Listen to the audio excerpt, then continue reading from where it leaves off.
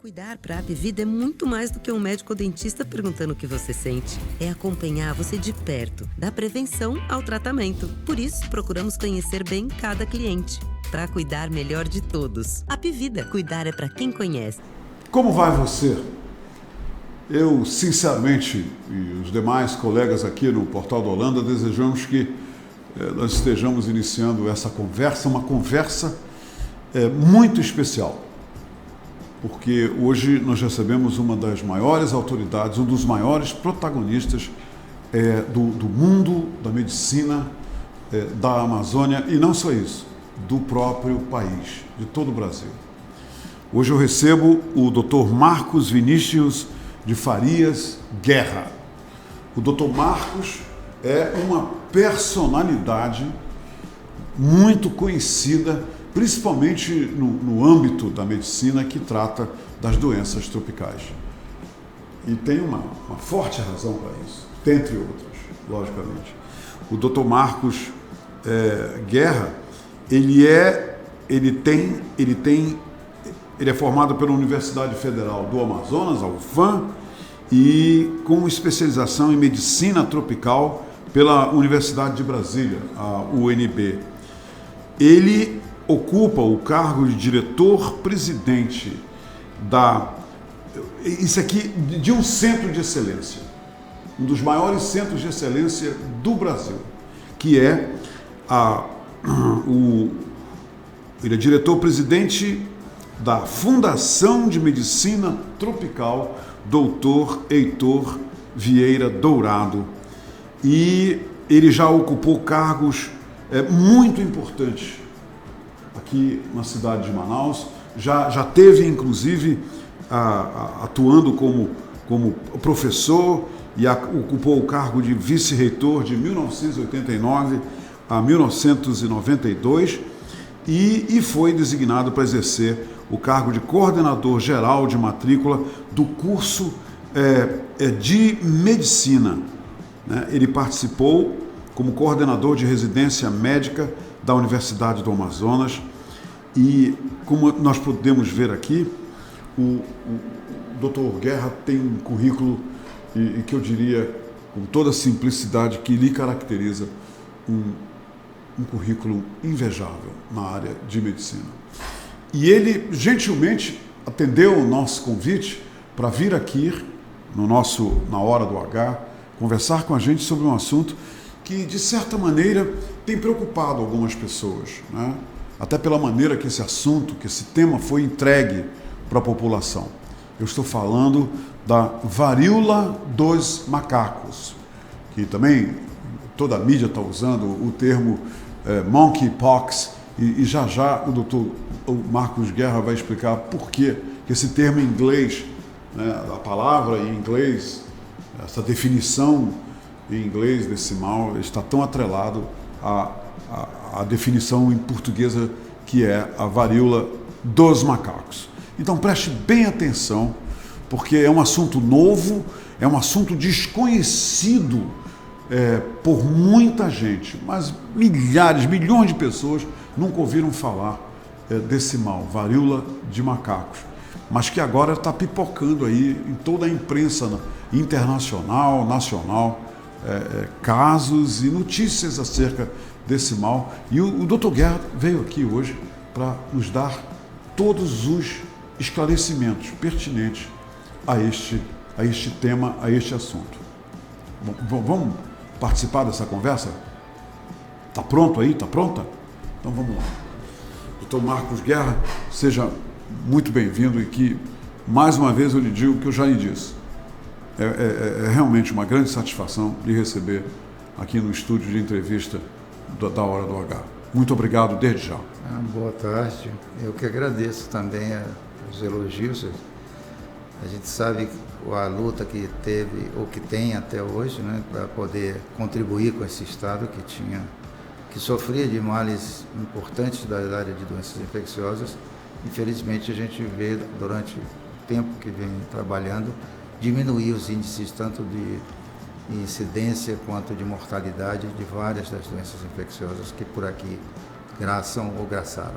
Qual é hoje, doutor Marcos, só para a gente eu tenho um fio de meada para essa nossa conversa. Qual é hoje uma doença infecciosa que lhe tira o sono aqui em Manaus, que ainda atinge muita gente e que precisa de mais campanha, mais divulgação? Qual é a doença ou doenças que lhe tiram o sono? Duas: AIDS e tuberculose. São doenças AIDS e tuberculose? De difícil controle dentro do Estado, desde que eu me formei, isso fazem 48 anos. A tuberculose.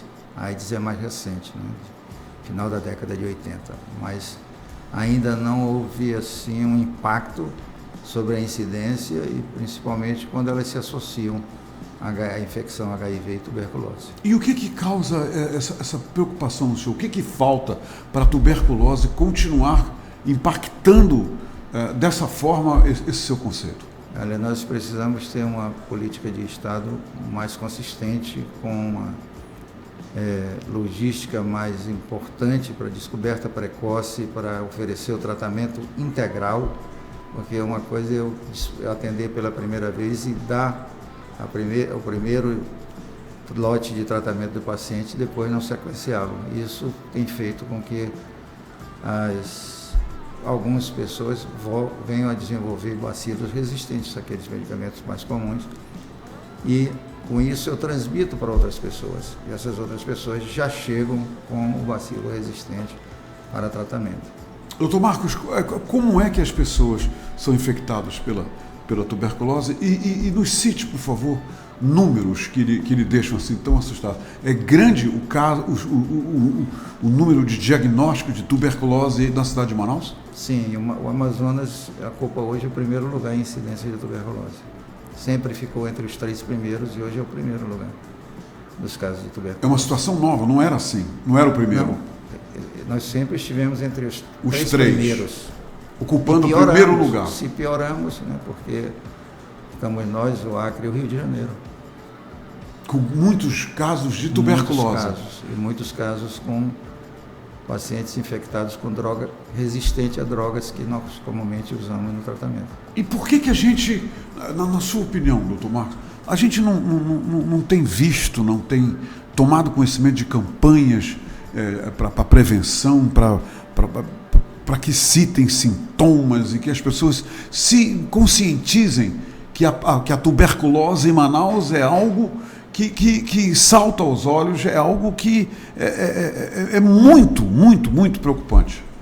Sim, é preciso que haja a leitura não só dos dados que se dispõe hoje, né, nas boletins epidemiológicos, e se faça um levantamento para uma atividade com apoio logístico, com laboratório para diagnóstico precoce, porque a tuberculose tem a forma pulmonar, que é a mais frequente, que é a mais fácil de se diagnosticar, porque a pessoa elimina o bacilo, na grande maioria das vezes, mas existem outras formas de tuberculose, né? Intestinal, ganglionar, óssea e as meningites. O BCG protege contra as formas graves da tuberculose, tipo a meningite, que é aplicada quando recém-nascido, ainda na maternidade, né? BCG e a vacina da primeira dose da hepatite. Então, o paciente, as pessoas têm que ter esse suporte, mas além disso, os que já vivem em condições sociais desfavorecidas, que precisam ter acesso à atenção de saúde, que é uma atenção de saúde básica, primária. E essas pessoas não têm tido esse acesso? Infelizmente não tem, né? Então, nós temos um laboratório na Fundação hoje que permite que você consiga identificar casos difíceis e casos já que têm a sensibilidade à droga comum e a drogas e os que têm resistência, que se indica, portanto, um outro tipo de tratamento. Nós temos como municiar o Estado com essa informação, mas é preciso que a rede esteja alerta e atendendo isso. E quando você diz rede, você fala rede estadual de saúde. Sim, e municipal. Semelhante ao que o Alfredo da Mata faz em relação à hanseníase, que é outra micobactéria, a micobactéria lepra e a micobactéria tuberculose. Então, o Alfredo da Mata desenvolve um trabalho em todo o estado, com cobertura, com diagnóstico precoce, com supervisão, com treinamentos. Então, tudo isso é preciso que seja feito também para a tuberculose. Doutor Marcos, qual é o ambiente que propicia a contaminação pela tuberculose? Falta de saneamento básico, falta de condições de higiene adequadas, estado de pobreza elevado. Sim. Isso contribui para... Tudo isso são fatores impactantes nos índices de tuberculose. Me diga uma coisa, existem casos de pessoas que foram a óbito por tuberculose em Manaus? Sim, é uma das causas principais de óbito no mundo inteiro, né? Mas aqui em Manaus ela é importante também, e dentro da fundação na associação com HIV. Como é que é transmitida a tuberculose quando uma pessoa já está contaminada, doutor Marcos? Quando a pessoa tosse, espirra ou fala, ela elimina bacilos. Através das gotículas? Das gotículas que você acaba inalando e também se infectando. E muitas vezes você infecta, mas fica saudável, quer dizer, você consegue controlar. Desenvolve alguns nódulos no pulmão, mas se por acaso você adquirir alguma doença que imunodeprima, isso pode ser reativado. E a gente chama isso de tuberculose latente. A tuberculose ataca crianças também? Também. Adultos jovens e crianças. Sim. É uma doença de transmissão familiar. Sim. Então a pessoa... Quer dizer, a tuberculose pode circular na família inteira? Na família inteira. Tanto que um caso índice se rastreia toda a família mais próxima. O senhor citou como um outro mal que lhe tira o sono, a AIDS. Eu tenho lido artigos sobre como hoje em dia todo mundo baixou a guarda em relação à AIDS, como os jovens estão transando como nunca sem usar a camisinha, a falta da camisinha para a mulher nas drogarias. Outra coisa que eu verifiquei e conversei com a doutora Adélia Benzaquem, sua colega, a respeito, e ela concordou, é que o consumo, a compra de camisinhas caiu nas farmácias. Quer dizer, isso é uma prova de que as pessoas estão tendo relações sexuais sem o uso da camisinha. Hoje em Manaus, uma das causas dessa sua preocupação, o que lhe tira o sono, é justamente porque ninguém mais está se adaptando às causas, aos métodos preventivos, doutor, para a AIDS. Eu acho que as campanhas não conseguem atingir a seriedade da coisa. Não conseguem? Não conseguem, a tal ponto que quando você institui algumas campanhas de distribuição gratuita de camisinhas em eventos, a primeira coisa que você vê é a pessoa transformar a camisinha em balão. Então é dinheiro público jogado fora. Quer dizer, faz uma brincadeira de uma coisa séria. É uma retirada de um material importante para evitar as doenças sexualmente transmissíveis, que não é só HIV. Sim, claro. Então, eu acho que nós conseguiu, de alguma forma, sensibilizar as pessoas para a seriedade daquela campanha e daquele ato do governo de expender um recurso, toda uma estratégia, toda uma logística para estar ali presente, para tentar com que as pessoas se conscientizem de que não estão estimulando. Às vezes as pessoas dizem, vocês foram estimular a pessoa a transformar também o evento numa oportunidade de fazer sexo durante as festas. Não, é porque lá se atinge mais pessoas. É mais fácil. Sim, sim. Eu não vou ficar à deriva.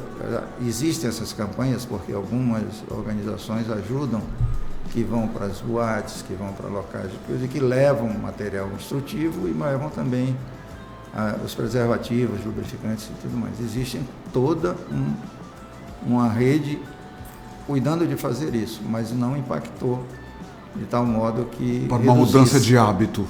Assim como não impactou em pacientes que são diagnosticados, que é oferecido o tratamento e que não completam, ou que não continuam. Frequentemente a gente vê as pessoas suspendendo o tratamento. Né? E aí pessoas diagnosticadas, já com tratamento, já cadastradas, já com todo o seu planejamento feito para receber os medicamentos, para fazer os exames de controle, mas nós temos um absenteísmo significativo, mesmo sendo contactados por telefone para retornarem, para que a gente possa reabrir o prontuário, reavaliar se a droga é aquela mesmo. E outra coisa, as drogas evoluíram. Então a pessoa toma 1, 2 comprimidos dia. No início isso era complicado, porque era um chegava coquetel, a não era, ter doutor? 28 comprimidos num dia. Para 2. Isso parece que banalizou, não, eu fico bom a qualquer momento. Essas pessoas, uma leitura médica sua, elas de repente devem estar achando que estão curadas, é isso? E outra coisa, a AIDS já tem cura, doutor? Não, mas tem controle. Tem controle, mas não cura. Não cura, não pode suspender de tomar remédio. Mas diabético tem que continuar tomando remédio, hipertenso tem que continuar tomando remédio. Né? Pessoas que sofrem de convulsão têm que continuar tomando medicamento. Então isso não deveria ser um fator desfavorecedor para continuar tomando. Até porque a pessoa retoma a sua atividade, né? Claro, física, claro. social, tudo isso, mas a gente vê, infelizmente, com muita frequência as pessoas abandonando e chegando pior do que quando foi o diagnóstico inicial. Meu Deus, doutor Guerra, eu sei que uma pergunta dessa é dura, mas me diga uma coisa, pessoas estão morrendo de AIDS em Manaus e o senhor tem visto, por exemplo, jovens que chegam lá contaminados, quer dizer, jovens, eu estou falando jovens que entre 20 e 30 anos, contaminados, ou mais jovens, porque não usam a camisinha, não usaram a camisinha? Sim. Isso é fato, doutor? Isso é fato. Isso faz parte do extrato epidemiológico da construção dos casos de AIDS, de HIV, de infecção HIV ou de AIDS dentro do estado.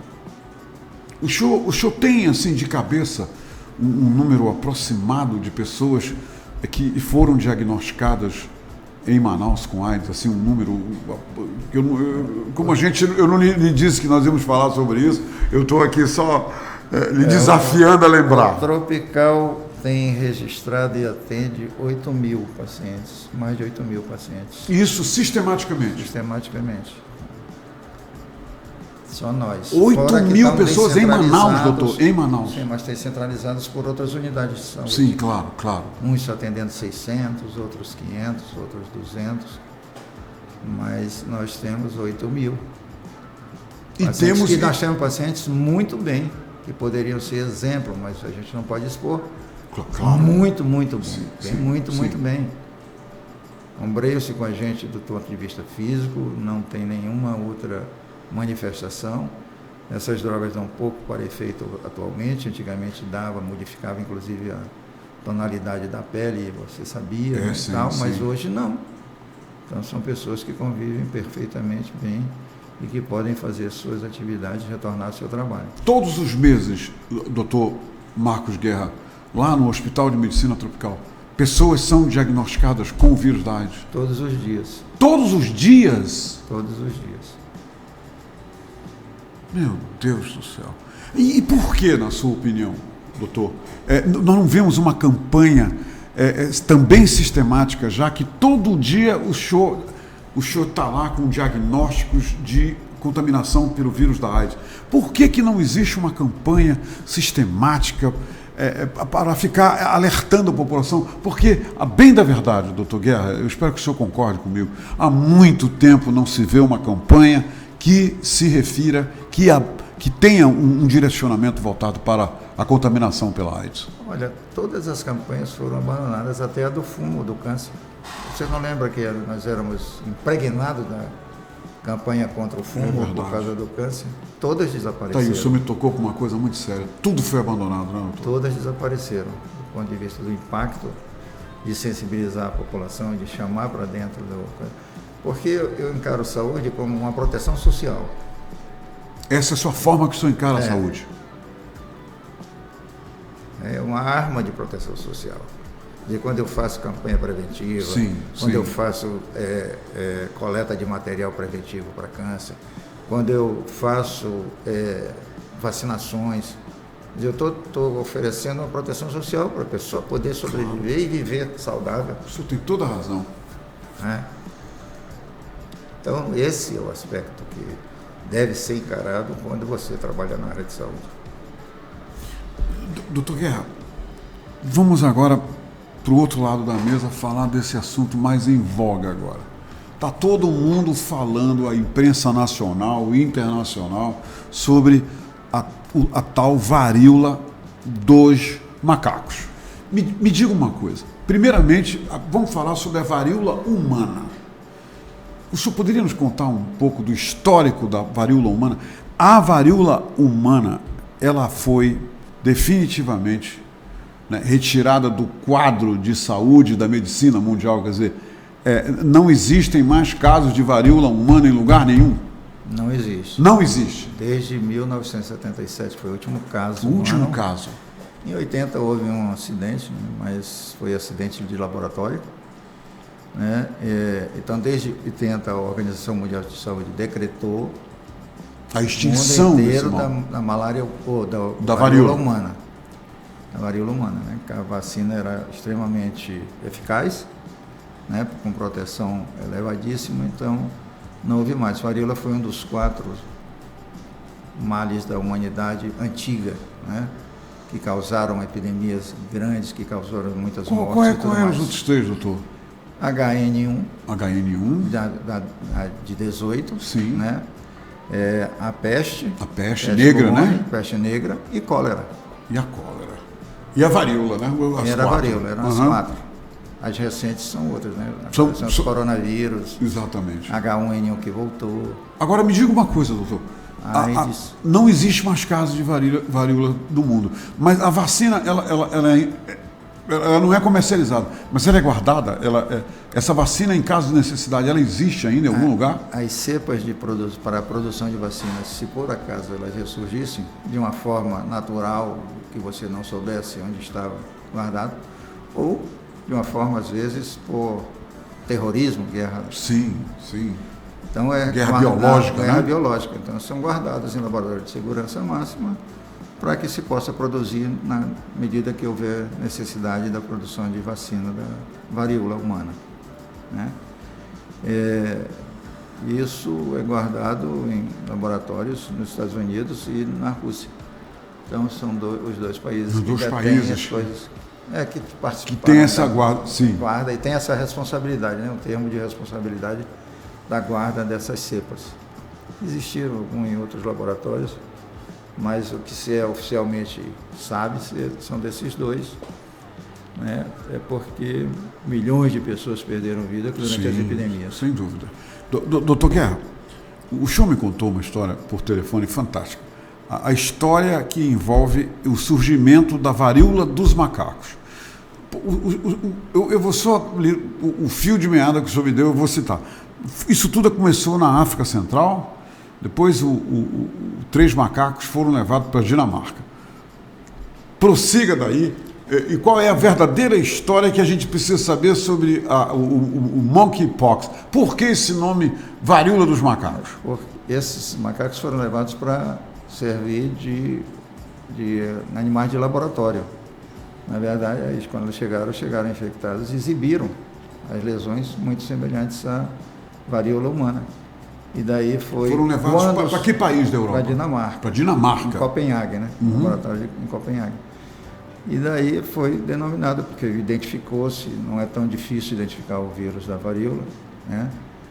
E aí ficou denominado como o vírus do macaco, porque ninguém sabia. Mas a suspeita é que fosse humana, né, doutor? Sim. O medo era esse, né? Era humana, como se fosse humana. Porque você já levou depois de estar extinto, né? Então, mas o primeiro caso humano foi na África, num garotinho, né? No Congo. Então ele tinha a varíola com esse mesmo aspecto do vírus do macaco. Hoje a gente sabe, com a tecnologia, por exemplo, hoje do estudo genômico, você sabe a origem, quem é o pai da criança. Quem é o pai da criança? Não é? Quem é? Então, essa cepa que está circulando tem o registro da Nigéria. A Nigéria vem com endemia desde 2017. E a Covid baixou essa preocupação do varíola, da endemia se repetindo anualmente, porque geralmente tinha surtos e desaparecia, mas desde 2017 a Nigéria tem registro de casos de varíola dos macacos. 2017, 2018, 2019, 2020, 2021. Então, agora em maio de 2022 surgiram casos na Europa, né? No Reino Unido, na Espanha, na Alemanha, Portugal, até nos países nórdicos, né? Já existem casos confirmados nesses países. Casos confirmados. E foi para os 4 continentes, né? Só não está na Ásia mencionado. Mas está mencionado na Europa, nas Américas todas, né? Norte, Central e Sul, e na Austrália.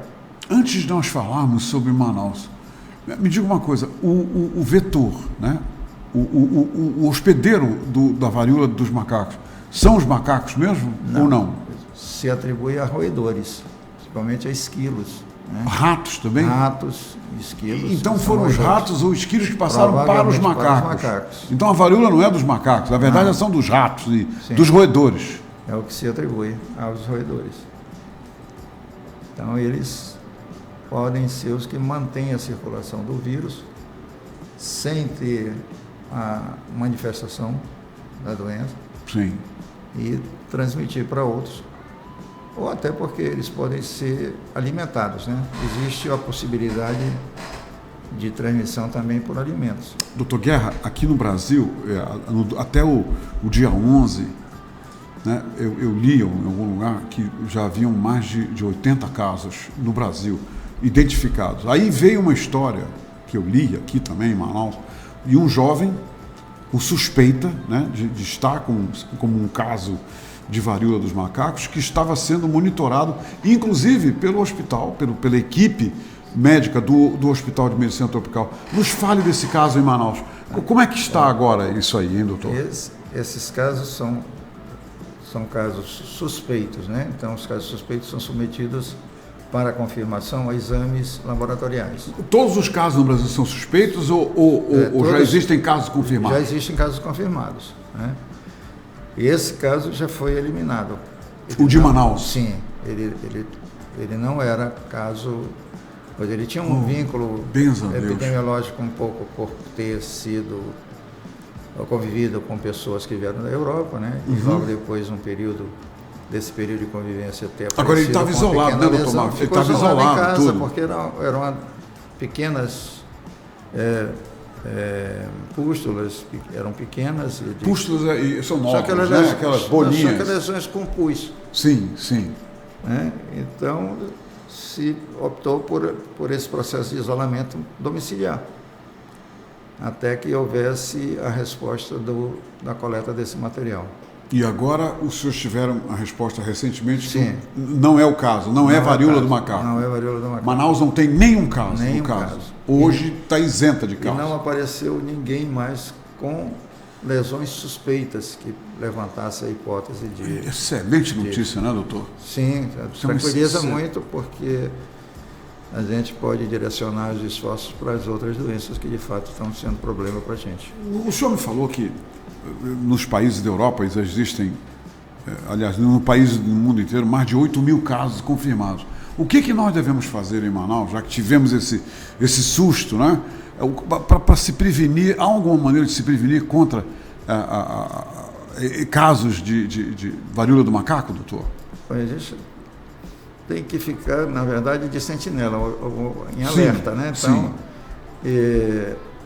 ver de onde provém mais essas pessoas. Eu acho que uma campanha que se fizesse, principalmente com as agências de turismo, que sabem as pessoas que vêm desses países, claro, lidam com eles, e que pudessem ter já um folder esclarecendo as pessoas: se você manifestar durante a sua estadia isso aqui, procure tal lugar para atendimento. Sim, sim. Também, quer dizer, fazer um folder em vários idiomas para serem distribuídos para os turistas. Também o distrito, né, que tem muito consultor, tem muito mecânico. Estrangeiro, é mesmo. E o distrito tem, todos eles, serviço médico. É verdade. Podem operar em ação conjunta e colaborativa com a saúde pública desenvolvida pela Secretaria Municipal e Estadual.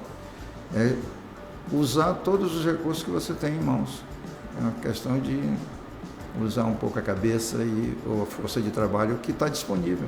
Agora, em se tratando dos casos, a Fundação de Medicina Tropical está aí sempre alerta em relação a qualquer acontecimento como esse aí, que foi um alarme falso, graças a Deus. Sim. Mas a Fundação está ali a postos para atender e alerta para se envolver em qualquer suspeita, não é isso, doutor Marcos? Nós estamos ainda treinando mais o pessoal da linha de frente, porque esse pessoal é que atende, né? 24 horas, sim. A pessoa chega a qualquer horário lá, para que esteja atento, e a nosso sistema de investigação e de avaliação, que é quem comunica os casos para o sistema de vigilância sanitária estadual, municipal e federal. Então é preciso que ele preencha corretamente todo um formulário que tem, que não é tão grande, mas tem que ter pelo menos as informações seguras para que você possa criar um vínculo epidemiológico, ou seja, eu saiba pelo menos de quem eu tenho possivelmente contaminado, eu tenha o período que eu tive contato com essa pessoa e o surgimento dessas lesões, e depois eu tenho que classificar essas lesões, porque as lesões da varíola são muito típicas, embora alguns estejam descrevendo nesse momento formas atípicas da varíola. A varíola do macaco parece estar mostrando um pouco de variação nas suas manifestações, mas a forma mais clássica, que é a mais comum, é fácil de reconhecer, que são lesões no mesmo período evolutivo, são lesões duras, são lesões dolorosas, né, e que vão evoluindo de mácula, pápula, vesícula, pústula e crosta. Então, todas vão surgir ao mesmo tempo. Geralmente surge na face, a gente diz que ela é centrípeta, são da face para o tronco, né? Uhum. Então, elas tendem a evoluir nesse sentido, mas todas elas vão estar no mesmo período. E atacam palmas, plantas dos pés e às vezes as mucosas. Uma forma mais grave, mais alastrada. Sim, claro, já é lá na frente, né? Sim. Dr. Marcos Vinícius Guerra, muito obrigado. Muito obrigado mesmo por ter vindo aqui conversar com a gente. Eu saio dessa nossa conversa com um sentimento que, durante a nossa conversa telefônica, o senhor me deixou muito bem claro o seguinte: Humberto, não existe motivo para pânico, a população tem que se conscientizar disso. E nessa nossa conversa, com essa notícia de que esse caso suspeito foi um alarme falso aqui em Manaus, que hoje Manaus não tem nenhum caso sendo observado, sendo monitorado, isso aí tira essa questão do pânico para muito longe. Agora, as pessoas têm que ficar alerta para AIDS, para tuberculose, para a varíola do macaco e todas as outras doenças, não é isso, doutor Guerra? E hoje ainda para a Covid, né? E para a COVID, lógico. Então, lógico. Hoje ainda a Covid, que ainda está, nesse momento está aumentando o número de casos, né? Felizmente não o número de internados. O senhor confirma que os números da Covid estão aumentando? Sim, na cidade de Manaus? Estão aumentando. Nós temos uma amostra entre nossos funcionários mesmo, que passaram a ter de novo infecções, né? E a gente viu que todas as vezes que houve aumento na cidade, houve aumento entre os nossos próprios funcionários, que já são poucos, sim, e a sim. gente perde uma força de trabalho significativa em um curto espaço de tempo. Então, todo cuidado é pouco. O vírus está lá fora, está circulando, e se der sopa, você dança. É isso, né, doutor? É isso aí. É isso aí. Então, quem puder se vacinar, vacine, que houver a necessidade. Sim. Da e tem muita gente que não se vacinou, né, doutor? Continue usando as medidas protetivas individuais, né? Lavagem das mãos, não colocar as mãos inadvertidamente na boca. Quer dizer, o uso do álcool tem que continuar, né, doutor? Continua, porque é uma coisa fácil de você levar. Sim. Né? Não precisa, o cara vai dizer, não, eu preciso de ter porque no início, de um modo jocoso, as pessoas dizem, eu vou ter que levar agora uma pia na mão e tal. É verdade, eu vi pessoas falarem isso, eu vi. Mas sempre se busca uma alternativa viável. Claro, né? E claro. o álcool gel é uma alternativa segura, E lavar as mãos com sabão. Sim, né? quando for lavar, os lavar hábitos mesmo. de higiene tem que ser todos mantidos, não é isso, doutor? E objetos, né, que você às vezes usa como mesmo uma maçaneta de porta. Uma maçaneta de porta, Que exatamente. muita gente usa. Então, aqui usou, depois você tem um álcool gel para fazer isso. Claro. E limpar. Doutor Marcos Guerra, muito obrigado. Leve o nosso respeito e os aplausos para todos os seus pares, os seus colegas de equipe lá na Fundação de Medicina Tropical Heitor Dourado. E eu queria lhe dizer o seguinte, eu tive o privilégio de conhecê-lo, de trabalhar com ele em eventos no Hotel Tropical. Sim. Uma figura inesquecível, o doutor Heitor Dourado. Inesquecível. Eu lembro que você era o tradutor. Eu era o tradutor desses eventos, é isso mesmo.